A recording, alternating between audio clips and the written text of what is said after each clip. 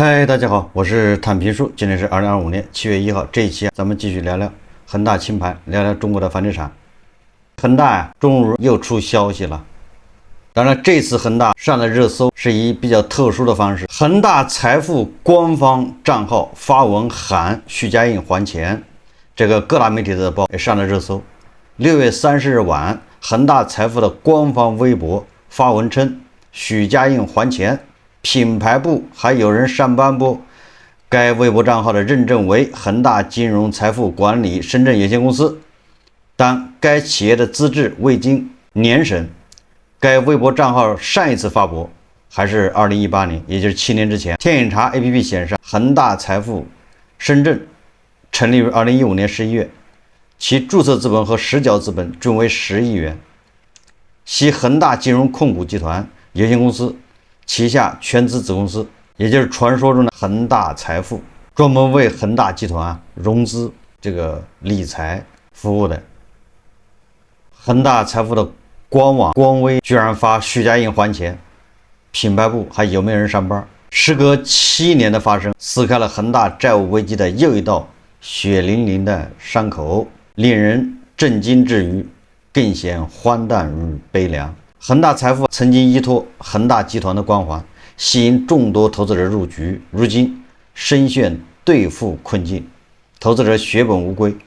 官方账号此番呐喊，看似是一种无奈的宣泄，实则是暴露出企业内部管理的混乱与失控。一个本该代表企业官方形象的账号，却沦为讨债的工具、维权工具。这个也说明恒大财富资金链断裂后的困境，以及对许家印未能解决危机的强烈不满。关于这个恒大，咱们聊了很多。从2021年9月13号恒大暴雷开始，咱们每天都聊一期房地产。房地产的暴雷，你不能不说是跟恒大有密切关系。恒大的暴雷是个信号，开启了楼市下行掉头向下的序幕。有几点我想提醒大家注意，我在以前节目里面也反复提到过，暴雷的房企很多，以碧桂园、融创还其他的，而这些房企它都有类似于恒大财富这样的公司，专门为本集团融资。他们当然也涉及他们职工的理财，也有投资人的理财。那么问题就来了，为什么只有恒大它的理财没有办法兑付，而其他的，你比如融创，你比如碧桂园，为什么他们没有出现这种理财不能兑付的情况？我觉得这里面值得大家深思。当然了，一方面说明许家印、许老板跟融创、跟碧桂园等等这些老板还不太一样。这个许老板给人感觉是口号喊得响，我可以一无所有，但是不能让理财的投资者血本无归等等，就类似这样的口号喊得特别响亮。但实际上他做的呢，却是赶紧把钱润出去，跟他老婆进行技术离婚。他老婆在英国买了多少亿的房产，那都是恒大暴雷以后的事。这个已经说明问题，叫管中窥豹，可见一斑。也就是从这个许老板的做事方式来看，恒大的员工根本就不信任他。恒大暴雷了，他想的还是自己如何的财产保住自己的财富，漂亮话非常多。那你说这么多房企暴雷，那也只有许老板早早的进去蹬缝纫机去了，这本身也有说明问题。堡垒是最容易从内部攻破。恒大财富那些受害者很多都是恒大的员工，还有员工的妻子、家人、朋友、同学，可以说恒大内部的员工上上下下也都是受害者。这就出现了恒大财富官方账号公然去讨债讨薪。我们看看这个6月份楼市的情况。根据中指研究院发布的报告显示，2025年1到6月 Top 100房企销售总额18364亿，同比下降 11.8%， 降幅较1到5月扩大1个百分点。6月单月 Top 100房企销售额同比下降 18.5%， 较5月单月降幅扩大 1.2个百分点。从市场趋势来看，房地产市场仍处于波动调整过程中，预计下半年城市分化行情将延续。什么意思呢？实际上就是在加速下跌。2025年1到6月这上半年跟去年上半年相比下降12%，这什么概念？比1到5月呀扩大了1个百分点，那不就是加速下跌吗？6月单月这个同比下降18.5%，比去年比5月降幅又扩大1.2个百分点，不就是6月份开始加速下跌？这个是 Top 100房企的销售金额，你前100名的房企基本上也差不多了，已经说明问题。这是中指研究院的数字，所以说咱们这个节目天天说这个楼市低迷，不是自己在这编造什么唱空，它事实就是这样。除了什么上海日光盘，是吧？杭州的个别的这个楼盘，还有成都的，还有点人气，全国就看这几个城市在表演，难道大家不觉得吗？数来数去就是这个1线城市，北京、上海、深圳，再加一个杭州，再加一个成都，来来回回就这么几个城市，而且就这几个城市也是核心地区啊，不是说你比如说北京也是核心区的房子，恐怕还有点热度。你到房山，你到五环之外没有热度，上海也一样。所以说你看5月份、6月份，咱们的楼市是处于一个加速下跌的这么一个状态。这一切还是在各个地方政府频繁出手救楼市、稳楼市政策。第一财经报道，他说，2025年楼市半年考，地方出台数百条政策稳楼市，核心城市楼市出现企稳迹象。这个说法都不准确，应该说核心城市、核心地段楼市出现企稳迹象，这个还能说得过去。他的文章这么说的，他说从持续推动到更大力度推动，止跌企稳。2025年上半年，房地产稳市力度不减。据中指研究院监测数据，2025年上半年，全国约有170个省市出台政策超过340条，政策频次保持较高水平。中央层面也持续落地稳楼市政策，主要围绕去库存、扩需求、新模式和划风险等多方面展开。在一揽子政策支持下，2025年上半年房地产市场不乏亮点，好城市加好房子表现出较强的韧性。1线城市中，如深圳，6月份出现多个热点红盘，开盘去化率超过90%。上海、北京等城市频繁出现高端楼盘大卖场景。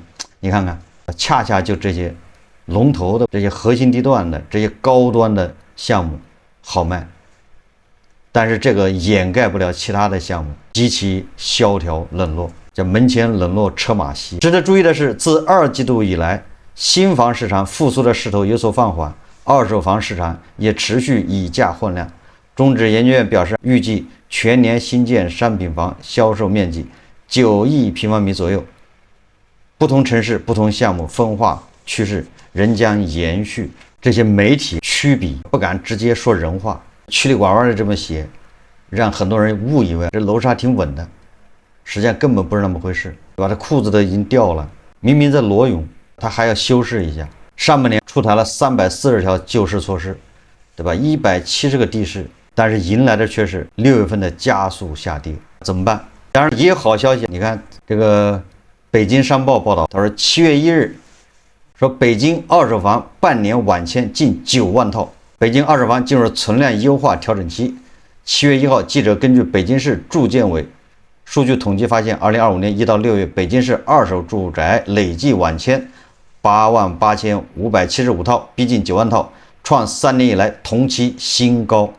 二手房全口径晚签量突破9万套。分析指出，年内北京二手房走过了从政策驱动到自主调节的周期，在挂牌房源超16万套的背景下，北京二手房市场进入存量优化关键调整期。这是北京二手房。我们再看看上海，又是第一财经报道，上海有楼盘1分钟卖出1个亿，就问你服不服啊？你不都说楼市不行吗？上海的楼盘1分钟卖1个亿，说有一项目1分钟卖出1个亿。上海新房市场上半年热闹收工，12分钟卖了12亿，平均15秒就卖出一套房，1分钟就进账1亿元。近日，上海又有一批新房开盘。据第一财经统计，在刚刚过去的4天内，至少有5个楼盘日光，部分楼盘销售现场十分火爆。今年上半年，上海新房市场平稳收官，中高端住宅市场供需两旺，上海1号院、金陵华庭、朝明东方等红盘持续入市，带动市场加速筑底回稳。在上海偏外围区域，也有不少楼盘通过打造好产品赢得购房者认可，取得不错成绩。一次货值高达12.36亿元的推盘，只用了12分钟就全部售罄，平均1分钟销售额就达到1亿元。这样火爆的情况近日出现在上海康定119项目。不过价格的上涨并没有阻挡购房者的热情，该楼盘第二批次认筹率依然超过250%，最终48套房只用了12分钟就全部售罄，平均15秒就卖掉一套房。从近期这些热销楼盘的情况来看，有2类项目非常强，一是上海市中心的高端改善类持续受到购房者青睐，二是外围区域推出好房子产品的项目。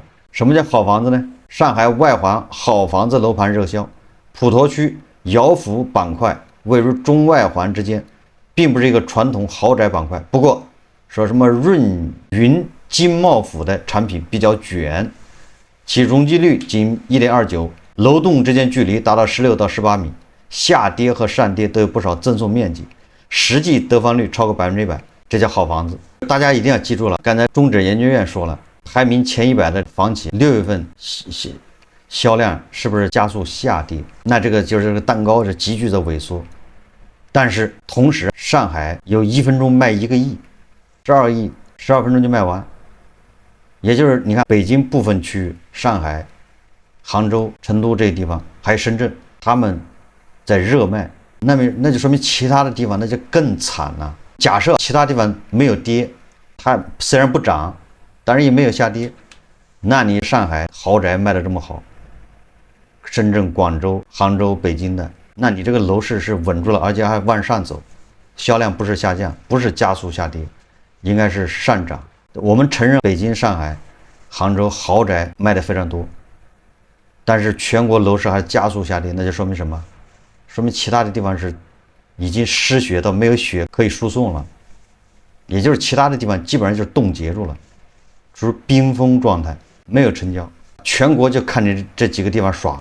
还有大聪明专家说北京、上海全部放开，解除限购。对，你把北京、上海解除限购，对北京、上海是有帮助，稳住北京、上海的楼市，但是只会加速全国其他地方楼市失血。现在就是这么个状态。我们再看看经济学家李道奎，他对烂尾楼他提出了他的看法。他说，从宏观经济上讲，他说这个烂尾楼这个问题有一个解法，那就是国家我们算了一下，拿出4万亿发行特别国债，由地方政府逐步去还，2年的时间把市场上大概40%到50%的没有卖掉的这些存货的房子给它一次性买回来。也就是说，政府要为烂尾楼买单。大家看视频。从宏观经济上讲，这个问题呢有一个解法，那就是国家我们算了一下，拿出4万亿发行特别国债，由地方政府逐步去还，2年的时间把市场上大概40%到50%的没有卖掉的这些存货的房子给它一次性买回来。就地方政府买回来以后呢，用它来解决外来工在本地安家的这个难题。开发商拿了资金之后，就可以解决或者缓解烂尾楼的问题啦。那么这些买了烂尾楼的很多的老百姓呢，就可以尽快的住进自己的房子啦，这盘棋呀就走活了。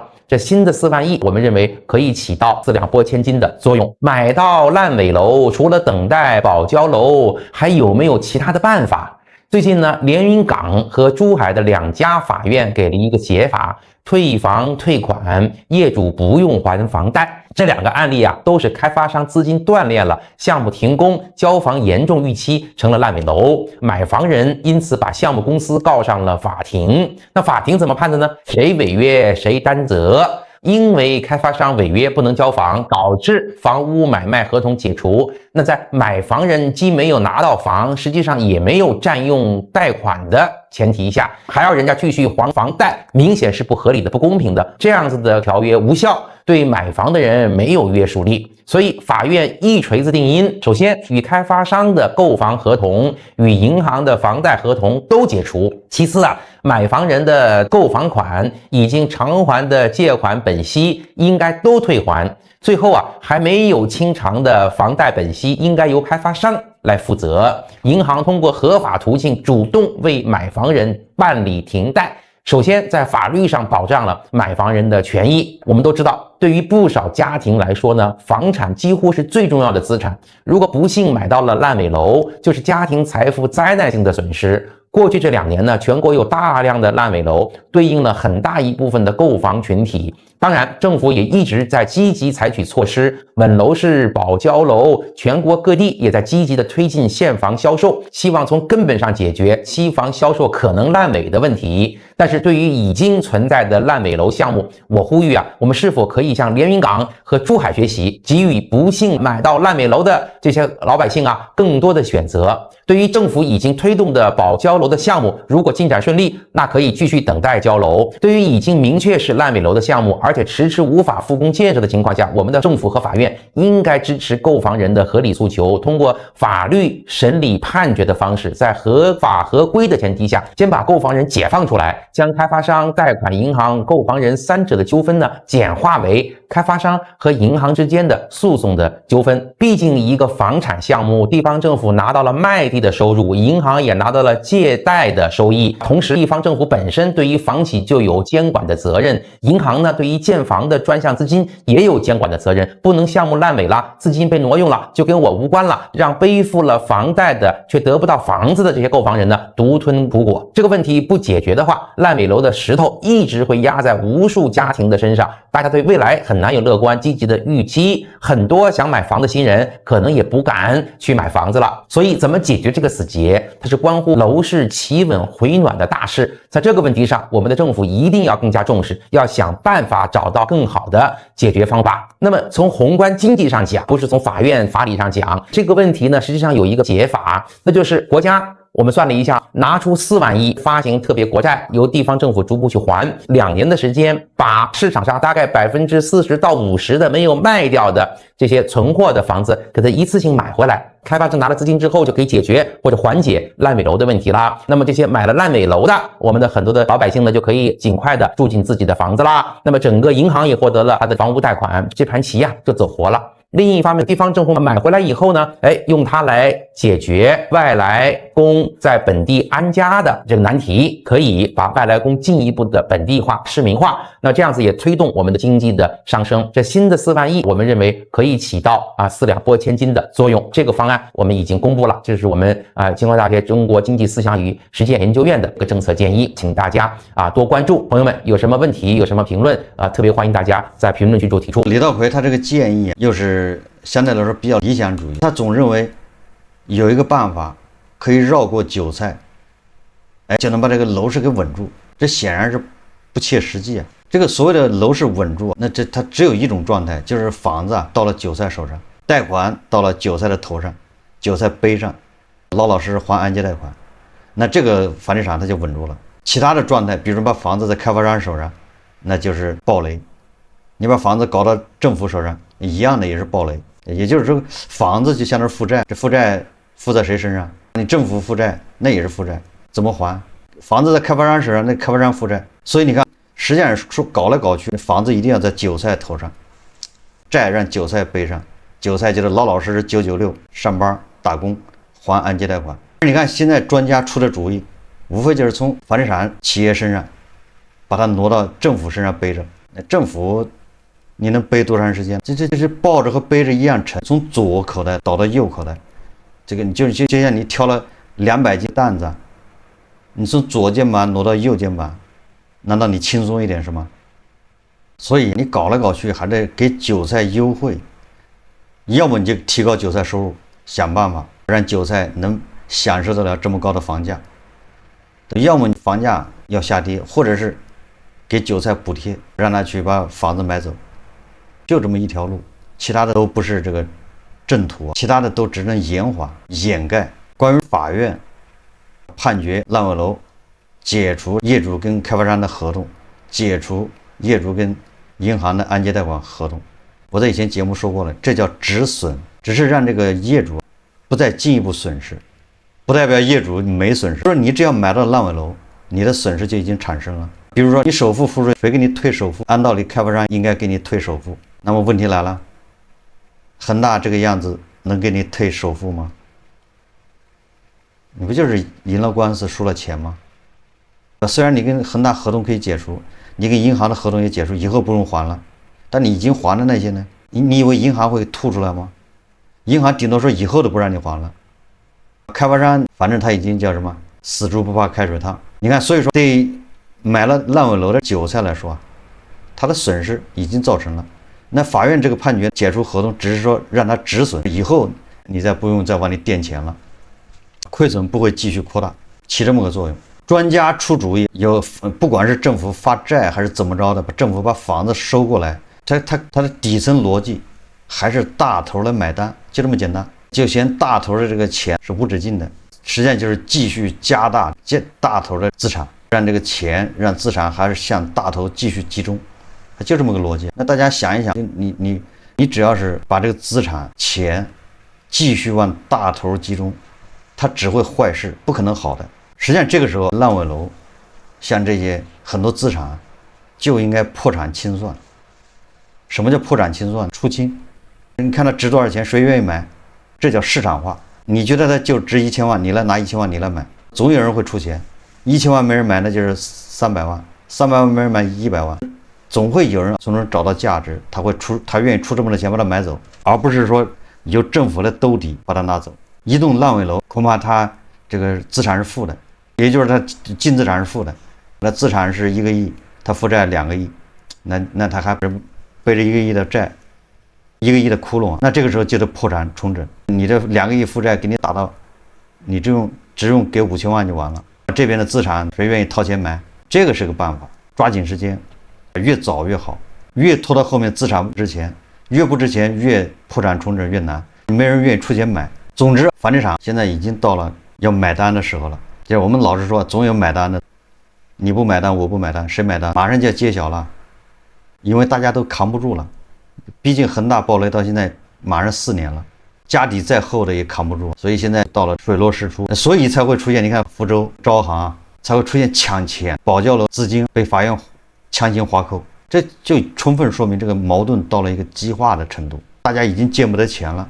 你不抢，你要不抢，你只能抢一个烟灰缸。今天我在网上又看到一个笑话，跟我同学那个笑话一样。我那同学在广东做生意嘛，给人家供货，他那账期是45天，结果这45天里面账期里面他不就有应收账款，但是好像100-200万，突然一夜之间那个企业暴雷了，跑了。等到第二天早上，我那同学得到消息之后，赶紧跑到那个厂里面去，结果这个厂里面是空空如也，机器被搬光了，连桌子都搬走了，到处都是债权人在厂里面到处找东西。他在窗台上发现一个烟灰缸，把烟灰缸拿回家了，也算是没空手。今天我在网上看到一个笑话，说他也是去一家暴雷企业，人老板跑到企业去之后啥都没有，连烟灰缸都没有，他敲人家地板，实木地板，把地板敲了带回家。结果跟他联系的那个厂的一个员工，平常他们之间叫联系，那个员工就跟他说，他说我发现你平时工作没这么卖力，你怎么敲地板那么卖力？这个人就说了，你怎么知道我敲地板了？他说我们通过监控看见的。这个人立马又回去一趟，把他监控给拆了，拿回家了。也就是说，到企业到这个份上，就是抢，你出手快，出手狠，你就能多回来一点，损失就稍微少一点。所以就会出现，你看法院根本就不管你什么保交楼不保交楼，或者什么央企钱，你这账上只要有钱马上划走，就说明已经到了叫非常激烈或者不可调和的地步。因为大家都知道这是最后一笔钱了，这个钱你不拿，你后面就没了，拿到的就是谁的。所以说这个轰轰烈烈的为房地产买单的这个局面马上就到来，我们拭目以待。好，这期节目咱们就聊到这里，感谢大家收看。如果喜欢我的节目，欢迎订阅转发，也可以在下方留言评论，谢谢大家。